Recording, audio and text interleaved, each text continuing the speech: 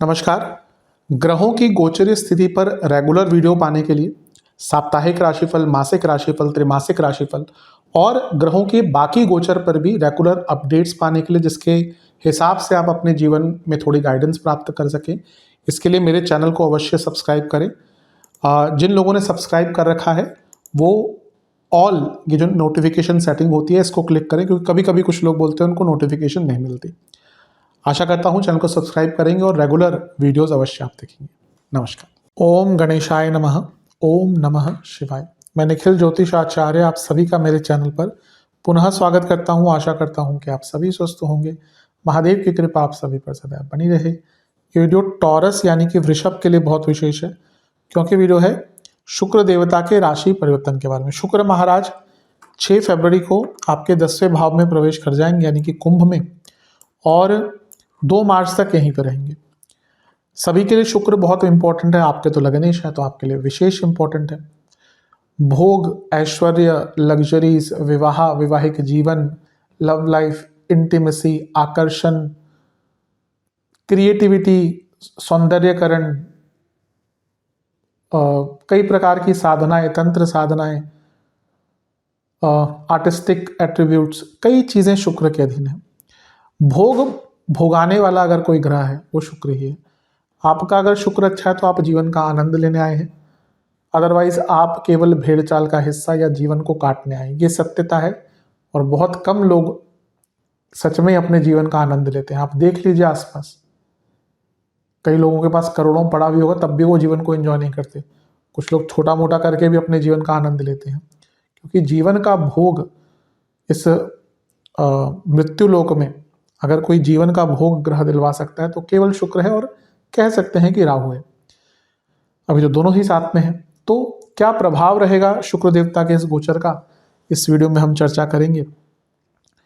आपके लिए उपयोगी हो वीडियो, इसलिए मैंने इसको कुछ भागों में बांटा है। पहला पॉजिटिव्स, फिर नेगेटिव्स, और उसके बाद हम उपाय की चर्चा करेंगे। लग्न राशि चंद्र राशि वृषभ है, दोनों ही देख सकते हैं, अलग अलग नहीं बन सकते। जहां से रिलेट सूट ज्यादा करता है वहां से देखिए। व्यक्तिगत तौर पे मेरा मानना है लग्न से देखेंगे तो अच्छा है। इन केस नहीं पता है तो चंद्र राशि से भी इसको देख सकते हैं। शुरू करते हैं पॉजिटिव्स के साथ। सर्वप्रथम तो कहाँ पे शुक्र आ रहे हैं? 10वें घर में। लग्नेश है, लग्नेश का 10वें घर में आना हमेशा ही सबसे उच्च कोटि का राजयोग होता है। ये देखिए, राजयोग के कई प्रकार हैं। जो केंद्र त्रिकोण राजयोग होते हैं ना, उसमें से सबसे उच्च कोटि का योग यही आप मान सकते हैं। तो त्रिकोण का स्वामी त्रिकोण में हो, लग्न का स्वामी 10वें में, 10वें का स्वामी लग्न में। सबसे स्ट्रांग जो केंद्र त्रिकोण वाले राजयोग होते हैं वो यही होते हैं। हाँ, नवम का स्वामी लग्न में भी अच्छा राजयोग होता है, और पंचम का स्वामी भी लग्न में अच्छा ही होता है, लेकिन इनमें से सबसे अथॉरिटी वाला लग्न का 10वें में, 10वें में का स्वामी लग्न में। तो ये अपने आप में अथॉरिटी है, यानी कि इस, और आपके लग्नेश है, तो इस कालखंड में आप राजयोग का फल पाएंगे। आप जीवन में अथॉरिटेटिव रहेंगे। अगला योग या अगला पॉइंट, आपके बुध शुक्र के साथ है, जो धनस्थान के स्वामी हैं, लक्ष्मी भाव के स्वामी भी हैं। और शुक्र क्या है? लग्नेश है, और ये सारे कहाँ बैठे हैं? 10वें घर में। ये अपने आप में बहुत स्ट्रॉन्ग धन योग बन रहा है, क्योंकि कर्म भाव है, तो वहां पे धनेश, लग्नेश, पंचमेश बैठ गए, तो ये उच्च कोटि का धन योग बन रहा है।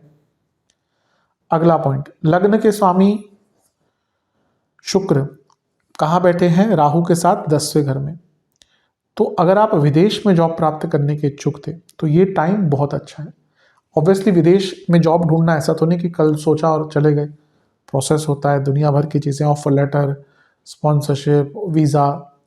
अब यहाँ पे आप जिस भी स्टेज में है ना, उसमें आपको गति मिलेगी। लेट्स से आप ढूंढना शुरू किया है तो हो सकता है अचानक रास्ते खुल जाए। आप एंडिंग स्टेज में तो आपका वीज़ा आ सकता है। तो ये चीज़ थोड़ा सा, क्योंकि हम राशिफल बता रहे हैं, हम कोई कुंडली नहीं देख रहे किसी की, तो यहाँ पे विदेश संबंधित जॉब में आप जिस भी स्तर पर हैं इस टाइम पे ऑफ योर प्रोसेस, उसमें आगे बढ़ सकते हैं। अगला पॉइंट, लग्न के स्वामी राहु के साथ हैं पुनः 10वें घर में, और छठे घर के स्वामी भी हैं शुक्र। तो छठा भाव क्या हुआ? आपके करियर से संबंध रखा, क्योंकि अर्थ त्रिकोण है। दूसरा भाव करियर से संबंध रखा, और यहाँ पे बुध भी हैं जो 10वें से अष्टम के स्वामी हैं, और लग्न से अष्टम के स्वामी कौन है? बृहस्पति, वो देख रहे हैं। तो अगर आप जॉब चेंज करने के इच्छुक थे बहुत अच्छा मौका है, आपको अचानक से नई जॉब मिल सकती है। छठे घर के स्वामी आपके शुक्र जो है वो 10वें भाव में बैठे हैं। ये संकल्प शक्ति बढ़ाता है, क्योंकि ये उपचय भाव है, ये उपचय भाव है और शुक्र लग्नेश है, तो आपकी संकल्प शक्ति भी ना बहुत बढ़ जाएगी, जो बहुत अच्छी चीज़ है। वैसे भी वृषभ वाले संकल्पवान होते हैं, उसमें कोई दो राय नहीं है, बहुत ऑर्गेनाइज्ड, बहुत टू द टाइम वाले लोग होते हैं कि 10 बजे सोना है तो सो जाएंगे।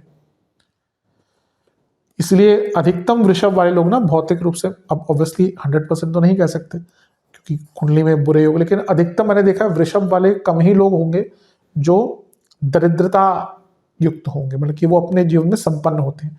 इंटेंसिटी जीवन में कुंडली पर डिपेंड कर सकती है, पर अधिकतम वृषभ वाले लोग बहुत संपन्न होते हैं। अगला पॉइंट, आपके शुक्र क्या है, वो आपके लग्नेश और छठे घर के स्वामी भी हैं, और बुध आपके धनेश हैं और लक्ष्मी स्थान के स्वामी भी हैं, और ये 10वें घर में है।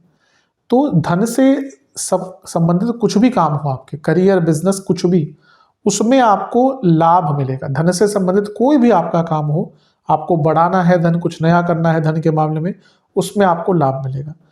और क्योंकि वक्री गुरु की दृष्टि भी है, तो इवन धन से संबंधित कुछ बदलाव लाना चाहते थे, इनकम के सोर्सेज बदलना चाहते थे, उसमें भी आपको अच्छा मौका मिलेगा। ज्योतिष के कई सूत्र हैं, जिसमें से एक कहता है कि शुक्र अपने से दूसरे घर को प्रोटेक्ट करते हैं या स्ट्रांग करते हैं, तो 11वें भाव को भी शुक्र प्रभावित करेंगे ना स्ट्रांग मैनर, यानी कि लाभ कई गुना आपको मिलने वाला है। छठे घर के स्वामी शुक्र 10वें घर में बैठे हैं, और यहाँ पे उन पर 11वें घर के स्वामी वक्री बृहस्पति की दृष्टि है, छठे से छठा भाव है। आपका कोई लीगल केस बहुत टाइम से चल रहा था, या फिर लीगल केस में कोई पैसा फंस गया था, तो वो पैसा आपका यहाँ पर प्राप्त हो सकता है। शुक्र और बुध यहां से मिलकर चौथे भाव को देख रहे हैं, और यहाँ पे केतु भी है। अगर आप बहुत टाइम से अपने घर में रेनोवेशन कराना चाहते थे ना, तो टाइम बहुत अच्छा है, या अपने घर में रेनोवेशन करवा सकते हैं। और क्योंकि इतने सारे ग्रह 10वें घर में आ गए, तो ये अपने आप में सफलता का, पद प्राप्ति का, और जैसा मैंने शुरू में कहा था अथॉरिटी, एंड में कहूँगा सेल्फ कॉन्फिडेंस, ये बहुत रहने वाला है। तो ये सारी अच्छी चीज़ें हैं। अब अच्छी के साथ थोड़ा नेगेटिव भी होता ही है, तो नेगेटिव एस्पेक्ट्स को देख लेते हैं। नेगेटिव्स की बात कर लेते हैं। सबसे पहले 10वें घर में शुक्र, भयंकर ऑफिस पॉलिटिक्स होने वाला है, तैयार रहिएगा। इन-लॉज बहुत तंग करने वाले हैं। दूसरे घर के स्वामी बुध यहाँ पे राहु के साथ हैं, और लग्नेश भी यहीं पे है। वाणी पर कंट्रोल, वाणी में उग्रता आएगी, वाणी में कंफ्यूजन रहेगी, और वाणी के कारण कंफ्यूजन रहेगी। लग्नेश पर और राहु साथ में है 10वें घर में, मतलब कि ना एक बहुत इम्प्रैक्टिकल से सिचुएशंस में आप कभी कभी आ जाएंगे, क्योंकि आप चीज़ों को ओवर एज्यूम कर लेंगे। दूसरे घर के स्वामी बुध, लग्नेश, शुक्र, राहु 10वें घर में, ये कभी कभी सडन बैड इन्वेस्टमेंट्स भी करवाता है, क्योंकि अष्टम के स्वामी भी वक्री देख रहे हैं। कभी कभी ना इस टाइम में आप बहुत सडन बैड इन्वेस्टमेंट्स कर सकते हैं, उससे आपको बचना है। छठे घर के स्वामी, पंचम के स्वामी राहु, ये लव लाइफ को प्रॉब्लम में दिखा रहे हैं, क्योंकि पंचम भाव लव लाइफ का है। उससे दूसरे के स्वामी और शुक्र कारक भी हैं, और यहाँ पे राहु, तो क्या होगा, लव लाइफ में कंफ्यूजन, कम्युनिकेशन गैप होगा। पंचम और छठे घर के स्वामी राहु के साथ हैं, ये फिर से दिखा रहा है कि संतान से संबंध आपके बिगड़ सकते हैं। और क्योंकि छठे घर के स्वामी और दूसरे घर के स्वामी शुक्र और बुध रिस्पेक्टिवली केतु से या राहु केतु एक्सेस में है, या फिर कहिए ये सारे ग्रह केतु को देख रहे हैं जो चौथे घर में है, तो घर में पैसे को लेकर बहुत झगड़ा हो सकता है, कि छोटी छोटी बात पे ना कभी कभी बड़े झगड़े हो। जब पैसे की बात आती है फिर चीज़ें ठीक नहीं होती, तो ये दिक्कत भी आ सकती है।